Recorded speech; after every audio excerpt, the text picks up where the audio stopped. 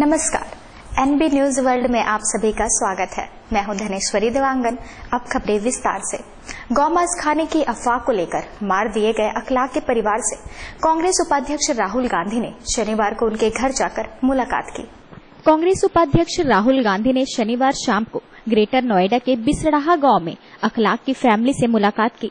कांग्रेस नेता आरपीएन सिंह ने राहुल के दादरी जाने पर खुशी जताते हुए कहा कि राहुल किसानों की आवाज उठाने और इस घटना की निंदा करने बिसहाड़ा जा रहे हैं। गौरतलब है कि उत्तर प्रदेश के दादरी के बिसड़ाहा गांव में 29 सितंबर को हुई हिंसा के मुख्य आरोपियों को पुलिस ने गिरफ्तार कर लिया है। इनमें से एक विशाल बीजेपी नेता संजय राणा का बेटा है, पुलिस के हत्थे चढ़ा। दूसरा आरोपी शिवम है। दोनों पर आरोप है कि उन्होंने बीफ खाने की अफवाह के बाद भीड़ को उकसाकर मोहम्मद अखलाक की हत्या करवाई थी। हम आपको बतला दें कि इस मामले में अन्य 4 आरोपी अभी फरार चल रहे हैं। हिंसा और कथित गड़बड़ियों की खबरों के बीच पश्चिम बंगाल में 2 नगर निगमों और सिलीगुड़ी महकुमा परिषद के चुनाव में दोपहर तक 40% मतदान दर्ज किया गया। इस दौरान जगह जगह हिंसा प्रदर्शन की भी घटना सामने आई है। पश्चिम बंगाल में आसनसोल और कोलकाता के सॉल्ट लेक में निकाय चुनाव के लिए वोटिंग के दौरान कई जगहों पर हिंसा हुई है। वोटरों का आरोप है कि बाहरी लोग उन्हें वोट देने से रोक रहे हैं और उन्हें मतदान केंद्र पर भी नहीं पहुंचने दिया जा रहा है। सॉल्ट लेक में कथित तौर पर तृणमूल समर्थकों ने एक बूथ को कैप्चर करने की कोशिश की। इसका विरोध करने पर लोगों की पिटाई की गई। पुलिस ने इस मामले में कुछ लोगों को हिरासत में ले लिया है। सॉल्ट लेक में वोटरों का कहना है कि तृणमूल समर्थक उन्हें वोट डालने से रोक रहे हैं। आसनसोल और सिलीगुड़ी में वोटिंग के दौरान पुलिस और वोटरों में झड़प भी हुई। दरअसल पश्चिम बंगाल में आसनसोल और कोलकाता में निकाय चुनाव के लिए मतदान हो रहा है।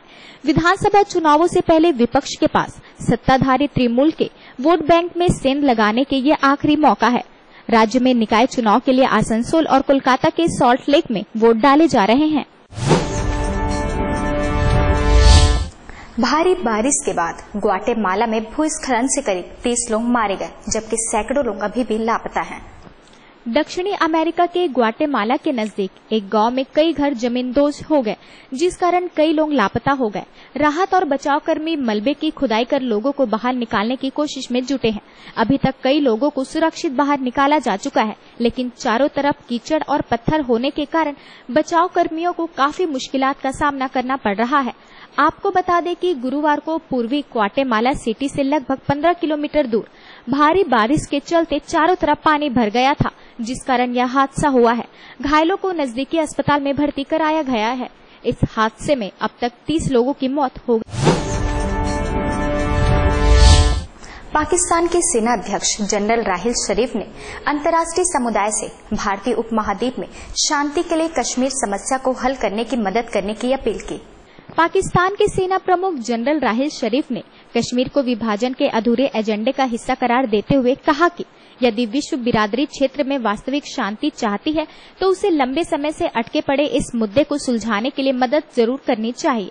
लंदन स्थित रक्षा और सुरक्षा पर स्वतंत्र think tank royal United services institute को संबोधित करते हुए जनरल शरीफ ने कहा कि पाकिस्तान और भारत के बीच विवाद की जड़ में कश्मीर है। कश्मीर मुद्दे को उपमहाद्वीप के विभाजन के अधूरे एजेंडे का हिस्सा बताते हुए उन्होंने कहा कि यदि विश्व बिरादरी क्षेत्र में वास्तविक शांति चाहती है तो उसे लंबे समय से अटके पड़े इस मुद्दे को सुलझाने के लिए जरूर आगे आना चाहिए।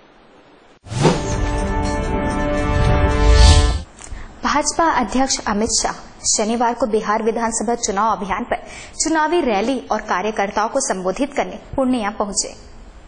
बिहार के पूर्णिया में रैली को संबोधित करते हुए भाजपा अध्यक्ष अमित शाह ने लालू प्रसाद यादव और नीतीश कुमार पर हमला बोलते हुए कहा कि अगर राज्य में लालू और नीतीश की सरकार आएगी तो जंगल राज 2 आएगा, लेकिन भाजपा और उसके सहयोगी राज्य में जंगल राज 2 नहीं आने देंगे। उन्होंने प्रदेश में 2/3 बहुमत से एनडीए की सरकार बनने का विश्वास भी जताया। भाजपा अध्यक्ष ने रैली में कहा कि बिहार में पिछले 25 सालों से विकास नहीं हुआ, अब लालू नीतीश के कंधे पर बैठकर आ रहे हैं। लालू नीतीश बदलाव नहीं ला सकते, बल्कि उन्हें राज्य में जातिवाद का जहर फैलाया है। मार्क्सवादी कम्युनिस्ट पार्टी के नेता प्रकाश करात ने शनिवार को आरोप लगाया कि दादरी कांड केंद्र सरकार द्वारा कट्टरपंथी ताकतों को बढ़ावा देने का नतीजा है। मार्क्सवादी कम्युनिस्ट पार्टी के नेता प्रकाश करात ने आरोप लगाया है कि दादरी कांड केंद्र सरकार द्वारा कट्टरपंथी ताकतों को बढ़ावा देने का नतीजा है। ये ताकतें समाज में ध्रुवीकरण पैदा कर गौ हत्या का झूठा प्रचार कर मुस्लिमों को निशाना बना रही है। करात ने बडोखर खुर्द गांव में आयोजित एक कार्यक्रम में कहा, केंद्र सरकार की शह पर देश में कट्टरपंथी ताकतें बढ़ रही है और समाज में ध्रुवीकरण पैदा कर गौ हत्या करने का झूठा प्रचार कर मुस्लिमों को निशाना बना रही है। दादली में अखलाक की मौत इसी का नतीजा है। उन्होंने आरोप लगाया है कि कुछ हिंदूवादी संगठन केंद्र सरकार की शह पर ये काम कर रहे हैं। करात ने प्रधानमंत्री नरेंद्र मोदी की विदेश यात्राओं पर तंज कसते हुए कहा, इन बेहिसाब विदेश यात्राओं से देश में विदेशी पूंजी आने वाली नहीं है। देश की अंदरूनी प्रगति के लिए काम होना चाहिए। बिहार विधानसभा चुनाव को लेकर करात ने भाजपा पर आरोप मढ़ा है कि वह वहां लैपटॉप और स्कूटी देने का लालच देकर सत्ता पर काबिज होना चाहती है। अफगानिस्तान के कुतुंज में एक अस्पताल में हुए अमेरिकी हवाई हमलों में 9 लोगों की मौत हो गई, वहीं अन्य 37 लोग गंभीर रूप से घायल हो गए। अफगानिस्तान के कुतुंज शहर से तालिबान को खदेड़ने के लिए जारी अभियान के बीच एक अस्पताल हवाई हमले की चपेट में आ गया। इस हवाई हमले में 9 लोगों की मौत हो गई, जबकि 27 लोग घायल हो गए। इनमें कई की हालत गंभीर बनी हुई है। अमेरिका ने शुक्रवार देर रात तालिबान को निशाना बनाने के लिए हवाई हमले किए, लेकिन इसमें एक अस्पताल भी चपेट में आ गया। उत्तर अटलांटिक संधि संगठन सेना के प्रवक्ता कर्नल ब्रायन ट्राइबर्स ने इस हमले की पुष्टि की। छत्तीसगढ़ के बजरंग दल रायपुर महानगर ने जिला एवं नगर निगम प्रशासन द्वारा भगवान गणेश की प्रतिमा को नदी में फेंककर विसर्जन करने के विरोध में कलेक्ट्रेट में प्रदर्शन कर दोषी अधिकारियों कर्मचारियों को निलंबित करने की मांग को लेकर ज्ञापन सौंपा। बजरंग दल जिला संयोजक कृषि मिश्रा ने कहा कि जिस तरह प्रशासन ने खारून नदी में भगवान गणेश की प्रतिमाओं को कूड़े कचड़े की तरह फेंककर विसर्जन किया है, जिसमें हिंदू देवी देवताओं का अपमान हुआ है। बजरंग दल जिला संयोजक कृषि मिश्रा ने कहा, अगर अधिकारियों कर्मचारियों को निलंबित नहीं किया गया तो बजरंग दल उग्र आंदोलन करेगा। आज कलेक्टर महोदय से यह मांग करने आए हैं कि रायपुर शहर में जो हमारे गणेश जी की प्रतिमा का यहाँ पे स्थापना की गई थी और 10 दिन तक पूरे विधि विधान से पूजा पाठ एवं अर्चना की गई थी, और प्रशासन ने इस बार सभी समाज से, हिंदू समाज से यह आग्रह किया था कि प्रशासन स्वयं इसमें विसर्जन की जो प्रक्रिया है वह स्वयं कराएगा, जिस कारण से हमारे आसपास के तालाब पानी प्रदूषित होते हैं, ऐसा प्रशासन ने कहा था। और गाड़ी की भी व्यवस्था उन्होंने स्वयं की थी कि जिसमें एक एक मोहल्ले मोहल्ले से, बस्तियों से सभी छोटे मोटे गणेश जी जितने भी प्रतिमा स्थापना की जाती है, उन सभी प्रतिमाओं को एक जगह इकट्ठा करके स्वयं प्रशासन इसे विधि विधान से वहां पे विसर्जन कराएगा। न करके खारून नदी में उन्होंने विसर्जन करवाया है, उसे कूड़े कचरे की तरह उन्होंने फेंकवाया, जिससे हमारे हिंदू देवी देवता गणेश जी की बहुत ही बड़ी अनादर हुआ है और इसका विरोध करता है बजरंग दल। अगर प्रशासन उन सभी जितने भी प्रशासनिक अधिकारी थे उस विसर्जन में उन्हें तत्काल निलंबित नहीं किया गया तो बजरंग दल पूरे रायपुर शहर की बस्तियों में जा जाके प्रोजेक्टर लगा के बजरंग दल के कार्यकर्ता यह दिखाएंगे कि हमारे गणेश जी, जिन्हें हम 10 दिन तक पूरे पूजा अर्चना से रखते हैं, उनका कैसा निरादर किया गया।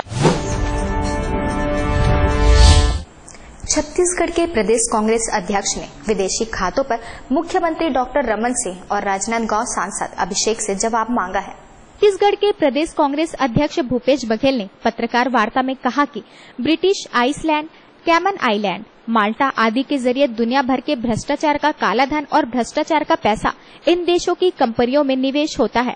भाजपा सांसद और मुख्यमंत्री के पुत्र अभिषेक सिंह के निवेश की बात सुप्रीम कोर्ट के अधिवक्ता प्रशांत भूषण के एक ट्वीट के बाद सामने आई है। ICIJ के बारे में आप सबको ज्ञात है, ये दुनिया भर के 60 देशों के चुनिंदे पत्रकारों का समूह है जो काले धन के बारे में पता लगाते हैं।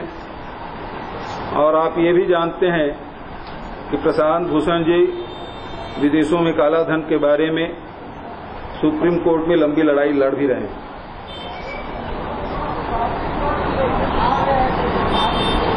और जब उन्होंने ट्वीट किया है तो इसका जवाब भी इन्हें देना चाहिए। घरेलू मांग के चलते अगर आप सोने के आभूषण या सिक्के खरीदने की सोच रहे हैं तो दिवाली तक इंतजार कर सकते हैं। दिवाली तक सोने का भाव 25,500 रुपए प्रति 10 ग्राम आ सकता है। सोने की खरीदारी करने की सोच रहे हैं तो दिवाली तक इंतजार कर सकते हैं। दिवाली तक सोने के भाव 25,500 रुपए प्रति 10 ग्राम आ सकते हैं। इसकी वजह यह है कि इंटरनेशनल मार्केट में सोने की कीमतों में 18 साल की सबसे बड़ी गिरावट आई है, जिससे घरेलू मार्केट में भी दाम लुढ़क रहे हैं। बीते 5 दिन में घरेलू सराफा मार्केट में सोना 1100 रुपए सस्ता हो चुका है। दरअसल इंटरनेशनल मार्केट में सोना लगातार 5वें क्वार्टर सस्ता हुआ है। यह 1997 के बाद सबसे ताजा तरीन खबरों के लिए बने रहिए हमारे साथ एनबी न्यूज वर्ल्ड में।